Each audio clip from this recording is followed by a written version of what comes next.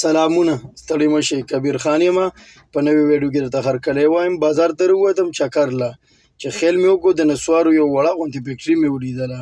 ما ویل یاره لږ تاسو سره به هم شیر کړم ما چې دا نسوار څنګه جوړېږي او دا په څه طریقه باندې جوړوي او دې کې څه اچوي.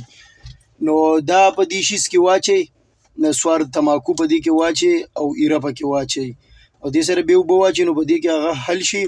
او دا دې خواته چې دي دا تماکو پروت دی ټکېدلی معده تماکو پروت دی پوډر او دغه بیلر کې اوبه پرتي او دې خوا دا بوجۍ موجۍ چې دي دا ټولې د تماکو ډکې دي. دا سپین چې د ښکاري دا ایره پرته ده، مالګه دا چونه ده دوی پکې چونه اچوي. خو دې هلک سره ما خبرې وکړلې نو شور پکې ډېر زیات و، هغه خبرې صحیح نه راتلې نو ما د دې د وجې نه خپل ریکارډینګ پې داسې وکړو. نو دا مخامخ چې تاسو ته ښکاري دا سپین دا دغه دی ایره ده، نو دا ایره د هر څه پکې اچوي نو د دغې کې چې کله میکس شي بیا دا څټک دی نو دا بیا دیغ ځای ته راچوي نو دا بیا په دې باندې وی راوی په دقې باندې دا بیا برابروي.